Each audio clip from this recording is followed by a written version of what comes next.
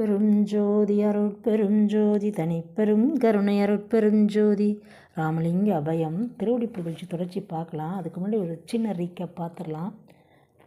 பரசிவமாக நம்முடைய ஓங்கார மூலையில் ஆன்ம ஜோதியாகிய அந்த அருட்பெருஞ்சோதி ஆண்டவன் அல்லது எல்லாம் வல்ல இறைவன் ஏக இறைவன் அந்த பரசிவமாக விளங்கி கொண்டிருக்கின்ற சின்மயமாக தன்னுடைய பூரணத்தை விரிவித்து கொண்டு விளங்கி கொண்டு நாம் பூரண இன்பம் அடையும் பொருட்டு அந்த சிவபோகத்தை அடையக்கூடிய பாக்கியத்தை நம்முடைய திருவடி தான் வழங்குது அப்படின்னு சொல்லிட்டு பெருமான் அந்த ஏற்கனவே நம்ம பார்த்த வரிகளில் தெரியப்படுத்தியிருக்காங்க. இப்போ பரமநிதியம் அப்படின்ற போது இந்த இகலோக வாழ்க்கைக்குரிய செல்வம் கிடையாது, இதெல்லாம் அனித்தியன்னு பெருமான் சொல்லிட்டாங்க ஞானசரியில்.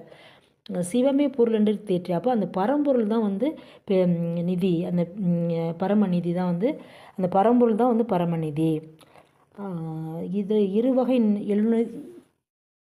எழுநிதி 7 நவ நிதி முதல் திருநிதி எல்லாம் தருமுறு நிதி அப்படின்னு சொல்லிட்டு இந்த மாதிரி கருணாநிதி தயாநிதின்னு சொல்லிட்டு நிதியை பற்றி அந்த பரம்பொருளை பற்றி பெருமான் நிறைய இடத்துல நிறைய பாடல்களில் சொல்லி வர்றாங்க.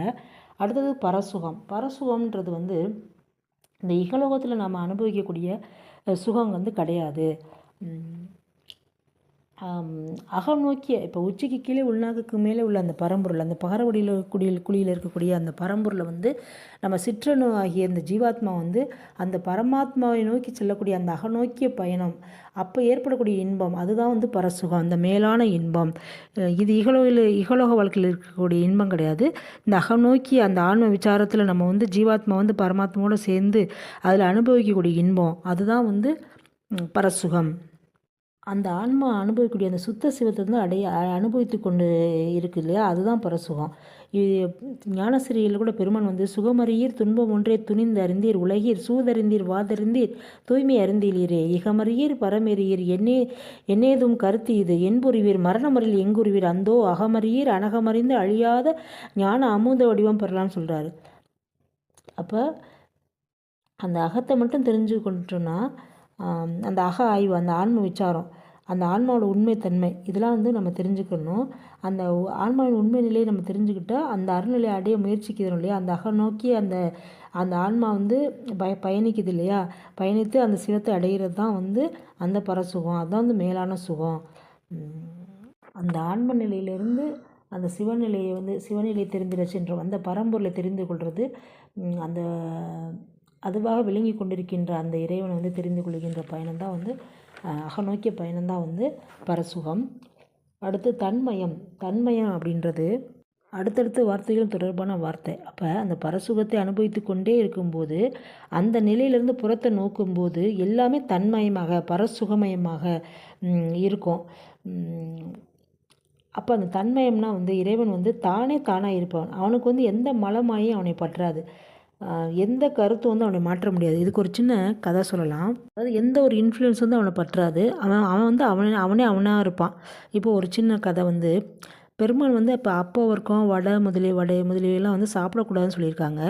அப்போ நான் வடை சாப்பிடக்கூடாது அப்படின்ட்டு ஒரு முடிவில் இருக்கேன்.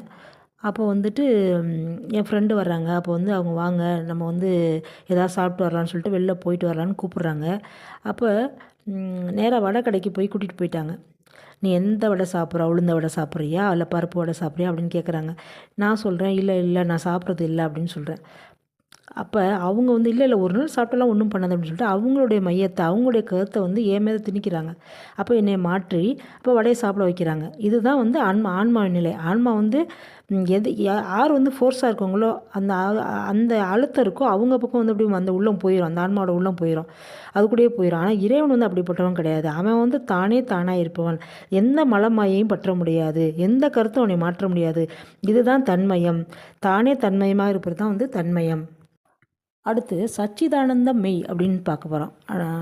சச்சிதானந்த மெய் பரம ஏகாந்த நிலையத்தில் சச்சிதானந்த மெய் பார்க்க போகிறோம். சத்து சித்து ஆனந்தம் அந்த 3ஆக பிரிக்கலாம்.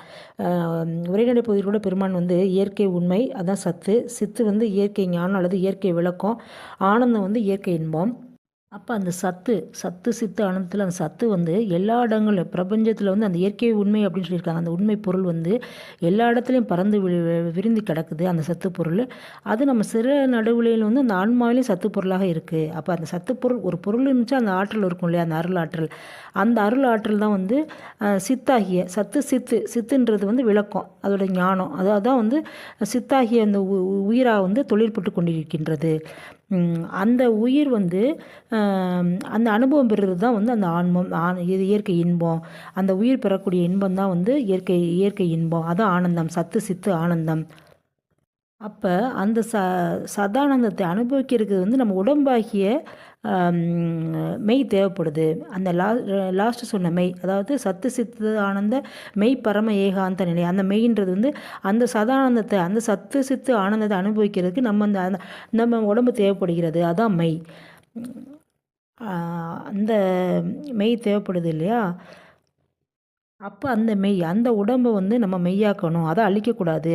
அந்த அந்த உடம்புன்றது நம்மளுக்கு வந்து அந்த மெய்யின்றது வந்து அந்த இருந்தால் தான் வந்து ஆன்மா வந்து சிவத்தை நோக்கி பயணிக்க முடியும். அந்த மெய் அழிஞ்சு போச்சுன்னா, அந்த உடம்பு அழிஞ்சு போச்சுன்னா, இந்த பரசுகம் இதெல்லாம் ஒன்றுமே பண்ண முடியாது. இதெல்லாம் இந்த பரம்பரையில் சென்று அடைய முடியாது இந்த ஜீவாத்மா. ஆக வந்து நீ அடுத்த வாரம் வந்து அடுத்த வரியை பார்க்கலாம் அன்பர்களே. நன்றி, வணக்கம். அருட்பெருஞ்சோதி தனிப்பெருங்கருணை ராமலிங்க அபயம்.